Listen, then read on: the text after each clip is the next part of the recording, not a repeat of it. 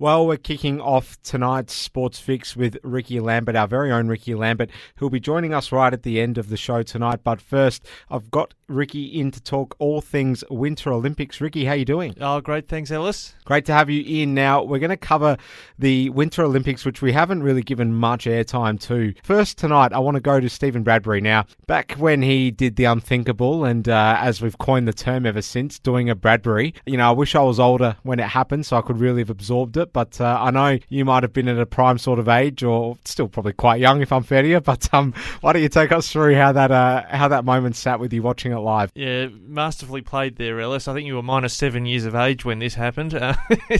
Yes, I do remember when Stephen Bradbury did a Bradbury, and I reckon I was watching it at the time. I watched it live when it happened, and it was just one of these phenomenal moments where my wife and I were actually newly married back then, a couple of years into our marriage, and I think we might have been up late watching it and went, oh my goodness, can't believe that just happened.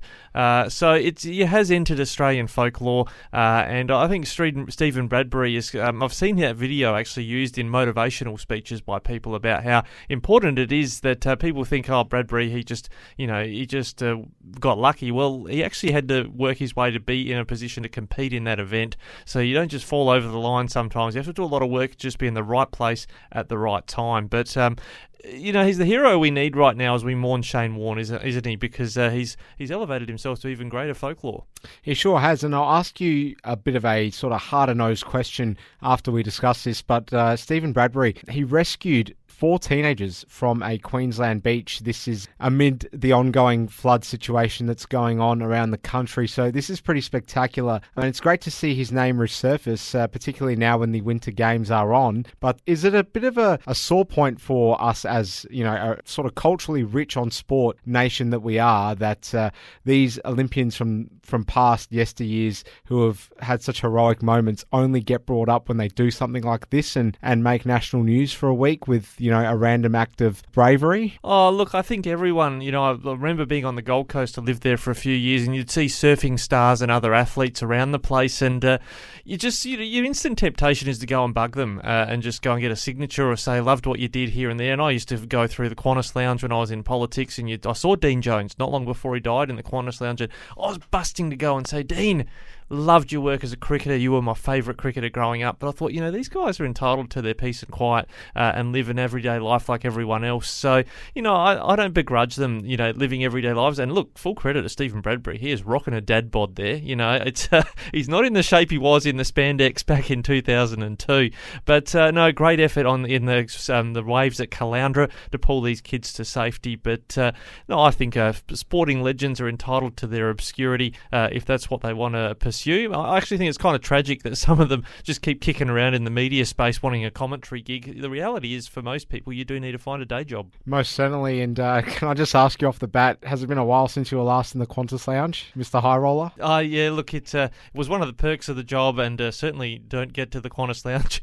I've hardly flown over the last 2 years during the pandemic, but no, I don't miss it. I didn't mind the food that they put on offer that you could just go and help yourself to, especially the jelly beans. You probably saw a fair few athletes around travelling on the national carrier. Now let's move forward, Ricky. We'll talk about the Paralympics, which we do need to give some coverage to. These athletes are extraordinary in the way that they go about their business. One of those, Ukrainian Paralympian Oksana Shishkova, she is just high-flying right now in the Paralympics over in Beijing. She won the women's long-distance classical technique vision-impaired event. This is pretty extraordinary. It's put her right amongst the top-performing countries in the Beijing Paralympics right now. Ukraine is one of those. So, it's just very fitting, isn't it, that this has all orchestrated itself in the way that it has? Well, there was a strong show of support for Ukraine, I think, during the opening ceremony of the Games, and I think Russia conspicuous by their absence from the Games.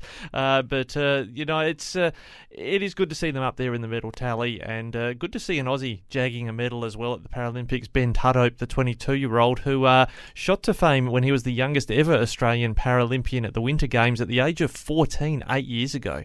Yep, Chris Nunn, who we interviewed just last week here on the Sports Fix, had plenty to say about him and what it was like over in Sochi, I believe, when he debuted on the Olympic scene for Australia.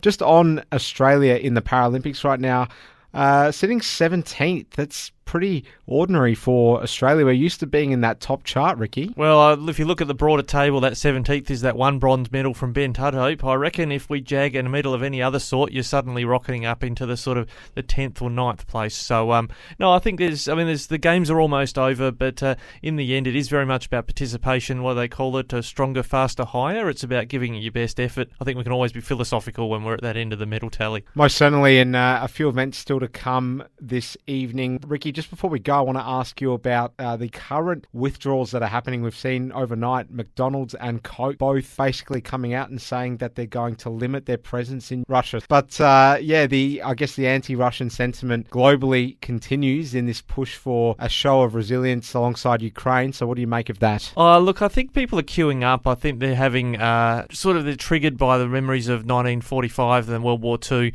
and whether we did enough historically as nation states to stop Adolf Hitler. Now, there's nowhere near that comparison in terms of the horrors of what we saw in Auschwitz and, for instance, during the end of the World War II. But, I think the world wants to show very strongly they do not want another world war. I mean, I mentioned on the Country Viewpoint program earlier today about oil. Petrol prices, we're feeling that at the Bowser. US and UK both saying they're not going to buy oil from Russia anymore by the end of this year. That's going to spike the oil price even higher.